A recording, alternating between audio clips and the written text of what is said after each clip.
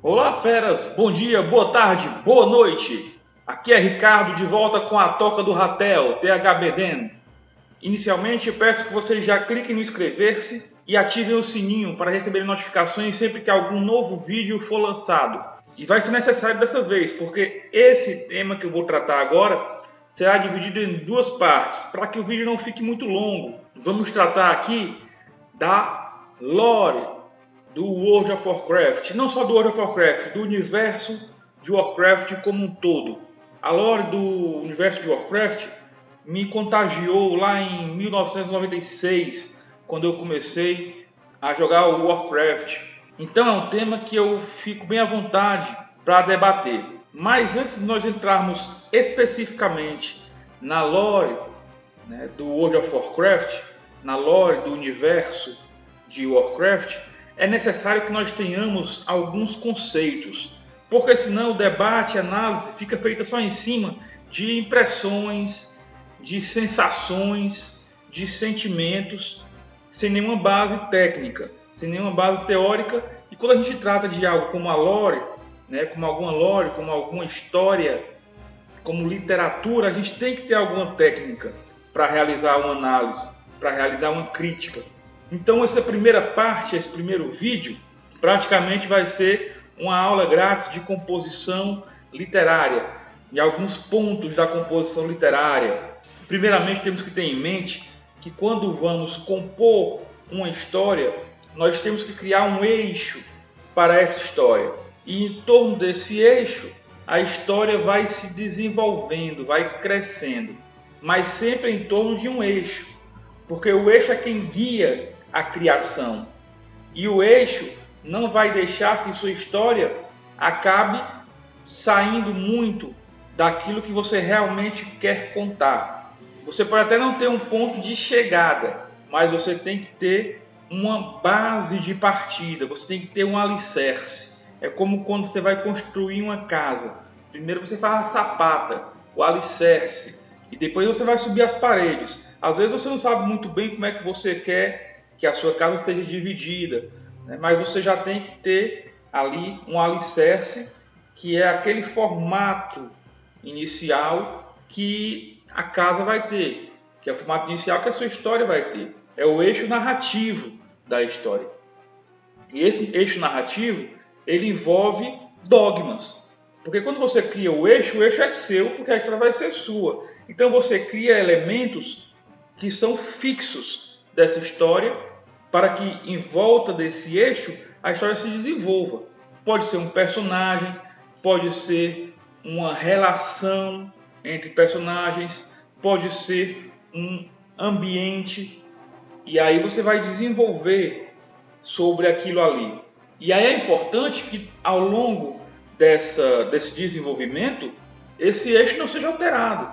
Você pode criar um eixo mais genérico, para que você possa criar uma história com mais modificações. Mas a partir do momento que você cria um eixo, esse eixo, se for alterado, corre o risco muito grande da sua história ser destruída.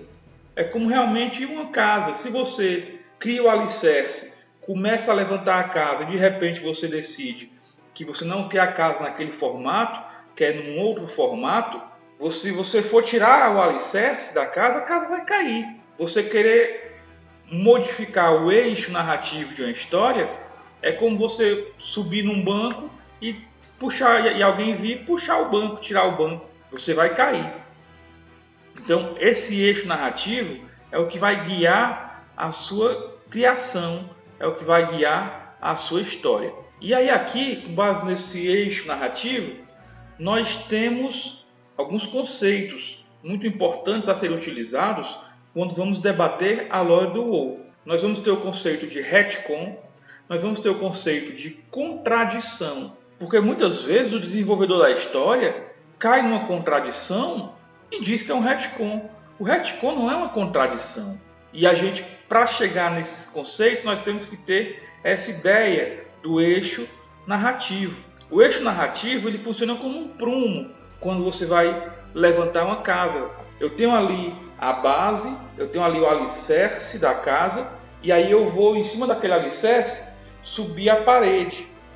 E aí eu tenho o prumo, que vai sempre me apontar se aquela parede está subindo reta de acordo com o alicerce. Se essa parede se eu começo a botar tijolos um pouco fora de posição, essa parede vai começar a entortar. E isso é uma imperfeição. Se eu chegar num ponto tal que essa parede entorte demais, ela vai cair, ela vai ruir. Mesma coisa é uma narrativa, mesma coisa é uma história. Eu uso o prumo o tempo inteiro para ver se a história está seguindo de acordo com o meu alicerce. E esse prumo é o retcon. Esse prumo é a retificação. Quando a pessoa está escrevendo um livro, ela vai fazendo ali as suas análises, ela vai fazendo suas revisões e ela vai aplicando essas retificações dentro do próprio livro, na própria criação do livro. E quando o livro é lançado, ele já é lançado acabado. Não tem retcon de livro, de história, porque elas já são feitas, essas retificações, no próprio processo de desenvolvimento, de edição, de revisão do livro, antes do livro ser lançado.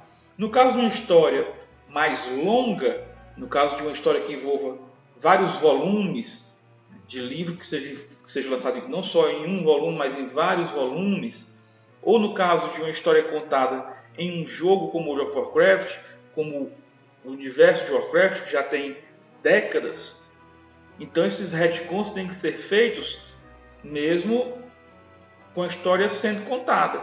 E aí isso vai fazer com que alguns pontos sejam alterados. Agora é aqui que é importante a gente atentar para a ideia de diferenciação de retcon para contradição.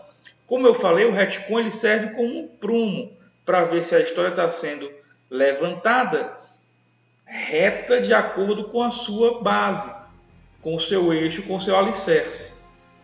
É diferente de uma contradição. Na contradição, eu tenho o quê? Eu tenho o alicerce, vou subindo a parede e aí eu boto um tijolo fora de posição e em vez de usar o retcon, a retificação, para voltar esse tijolo para a posição, eu digo, não, esse tijolo não está fora de posição. Ele agora é assim mesmo e eu continuo subindo a parede em cima do tijolo que está fora de posição. Então aí não é um retcon, porque você está ajustando a história não com base no seu alicerce. Você está ajustando a parede com base no que você já fez de diferente do alicerce, do que está fora do alicerce. Então isso é uma contradição, não é uma retificação. Um exemplo que eu gosto muito de usar: você vai desenvolver uma história, aí você começa criando um personagem ou um grupo de pessoas. Você diz, este é João. João é um homem muito bom. João sempre age da forma correta. E aí você criou seu eixo narrativo. Você tem um personagem que você está afirmando que ele é muito bom, que ele age sempre de forma correta. Em um determinado momento, João entra em uma lanchonete, puxa uma arma e atenta contra a vida de Pedro, que estava sentado numa cadeira. Você mesmo afirmou que João era bom e que sempre agia de forma correta. A partir do momento que João realiza essa ação, ele está contradizendo o que estava no seu eixo narrativo. É que João não possa fazer isso nunca? Você está contradizendo seu eixo narrativo. Se você tivesse criado João e não tivesse falado nada sobre João, pelo menos a respeito dele ser uma pessoa muito boa e que sempre age da forma correta, aí você poderia esperar qualquer coisa de João. Você pode criar um personagem sem entrar em determinada característica. Você cria João. João nasceu em lugar tal, filho de fulano de tal, é uma pessoa comum que trabalha em tal local. Pronto. Você não fixou a sua base narrativa em que João é uma pessoa muito boa que age sempre de forma correta. Então, se João, sem motivação nenhuma, entra na lanchonete e atenta contra a vida de uma pessoa que está lá sentada, você está contradizendo. Isso é uma contradição. E aí vem um outro conceito importante, que é o conceito de plot twist. João entrou naquela lanchonete e atentou contra a vida de Pedro. E aí Pedro já no chão, desmaiado, quando foram pegar Pedro, viram que ele estava armado com um revólver. E aí João diz: calma, eu sou policial, estou fazendo uma investigação e esse rapaz, ele é um bandido que estava pronto para matar o barman. É o plot twist. Quer dizer, João continua sendo um cidadão que sempre faz a coisa certa e correta. Então ele fez uma atitude que aparentemente era errada, mas com o plot twist você viu que João tinha razão e que o eixo narrativo foi mantido. É diferente de eu simplesmente pegar João e botar ele numa situação em que ele faça algo errado, quando eu já falei anteriormente que ele era uma pessoa muito boa e que sempre faz a coisa correta, a coisa certa. Então essas nuances para diferenciar o que é uma contradição, do que é uma retificação, do que é uma virada na história, são muito importantes. E o autor tem que dominar isso muito bem, se ele quiser usar esse tipo de coisa, para não cair em uma contradição quando ele quer fazer uma retificação num plot twist. Eu estou dizendo que, no caso, um personagem que foi criado, por exemplo, ruim, mal, ele não pode ter uma redenção. Isso também vai ser muito importante para a nossa análise do lore do World of Warcraft.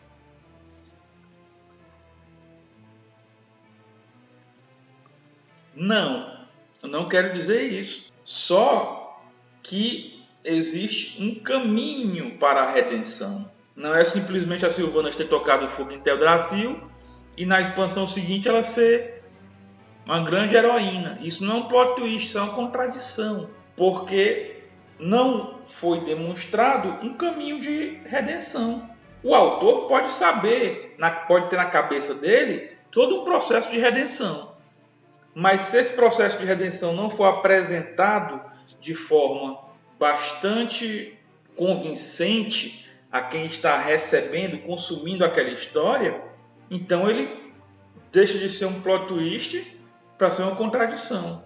A Sylvanas tocou fogo em Teldrassil, matou milhares de elfos noturnos, crianças, velhos, e aí agora, digamos que a Sylvanas apresente uma característica de bondade, como inclusive já quiseram meter na gente, naquele procedimento dela com o Anduin.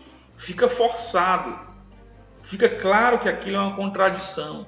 O ideal para um jogo onde você não está contratando nenhum Stephen King para produzir aquela história, está contratando uma Christie Golden, que é uma boa escritora, mas não é ao concurso, não é uma escritora genial, é a história linear.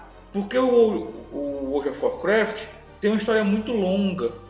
O universo de Warcraft tem uma história muito longa e que já sofreu muito com esses procedimentos de contradição, quando queriam fazer uma retificação ou um plot twist. A grande fenda na história do universo de Warcraft é no Warcraft 3.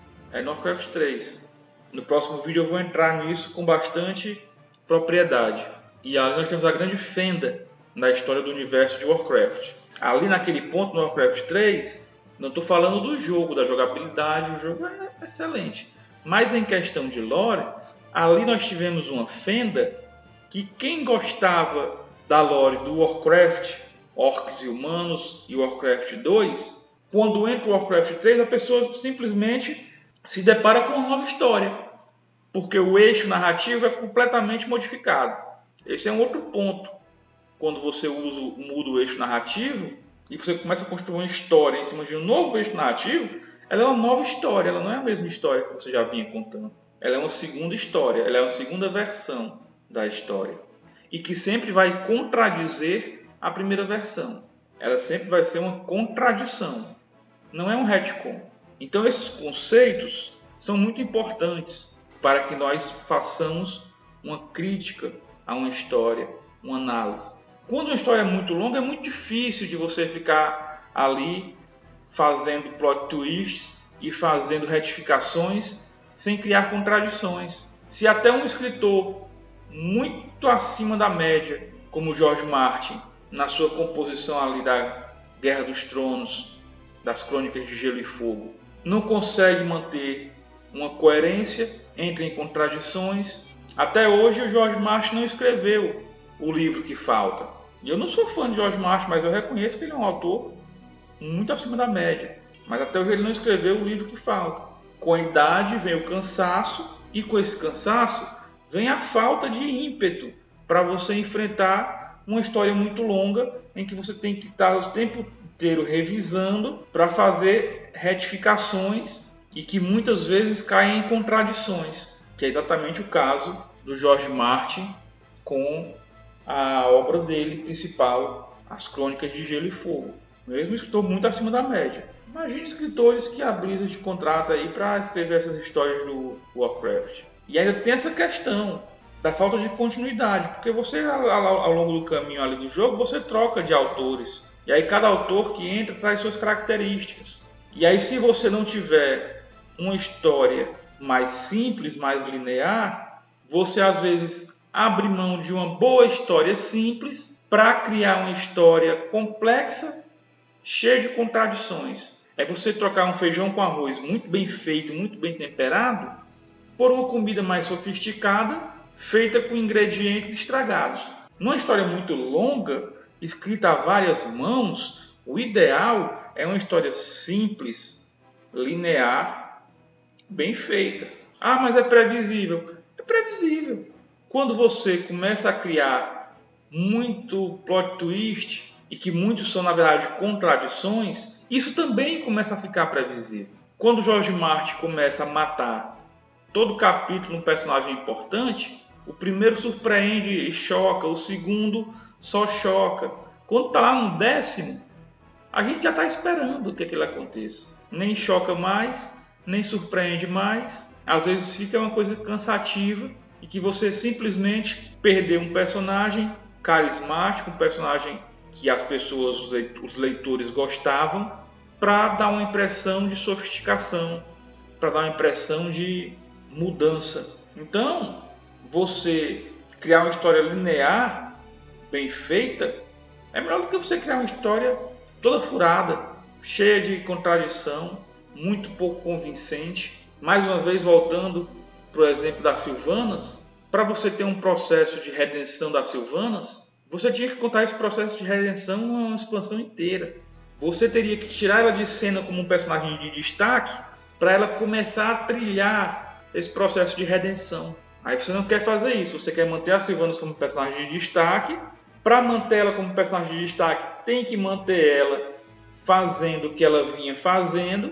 Aí no final você vai, quem sabe, ninguém sabe, é uma especulação, mudar a Sylvanas de um personagem ruim, cruel, para uma personagem boa, cheia de reflexões. É uma redenção que não convence, é forçada. O autor está lhe dizendo que a história é aquela, que ele não precisa lhe convencer que chegou àquele ponto, que chegou e pronto. A literatura reflete, transcreve situações reais, possíveis. Então, você, quando olha para algo que está sendo narrado, o seu conhecimento de mundo vai gritar quando aquilo ali for muito fora da realidade. Tem um filme com o Gerard Butler chamado Redenção, que ali você vê uma história de redenção. Na literatura, nós temos a obra-prima Crime e Castigo, que ali você vê um conflito interior. Então nós temos onde buscar.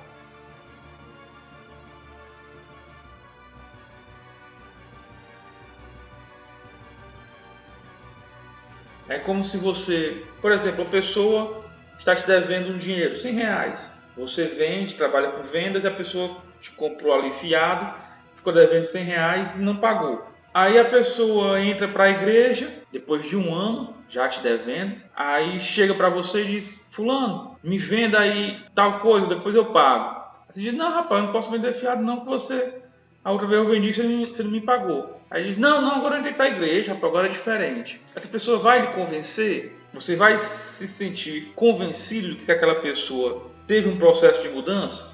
Agora, se a pessoa está te devendo R$100, aí você fica sabendo que ela entrou para a igreja, aí ela chega para você e diz, me perdoe, que eu sei que eu fiquei te devendo naquele tempo, tá aqui, tô te pagando agora, não tenho intenção nenhuma de ficar lhe devendo, é porque realmente fiz coisa errada, estou aqui reparando o erro que cometi.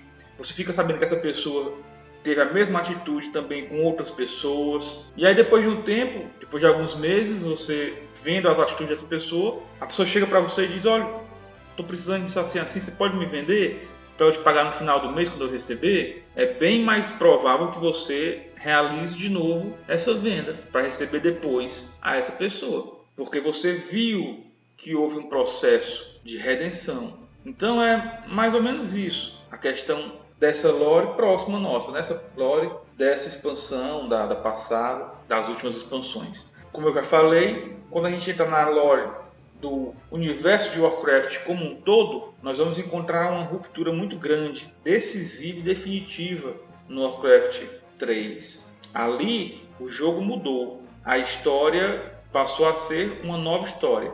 Ali não foi uma retificação, ali o eixo narrativo foi modificado. Eu que sou mais tradicionalista, eu gosto da história do Warcraft, Orcs e Humanos, e do Warcraft 2, com a sua expansão, além do portal. Quando chega no Warcraft 3, nós vamos tratar no próximo vídeo. E não esqueçam, comentem bastante, se concordam comigo, se discordam, se inscrevam no canal, cliquem no sininho para receber as notificações dos próximos vídeos, inclusive da continuação desse, onde eu vou tratar especificamente da lore do World of Warcraft. Muito obrigado para quem ficou comigo até agora. Conto com vocês. Até a próxima!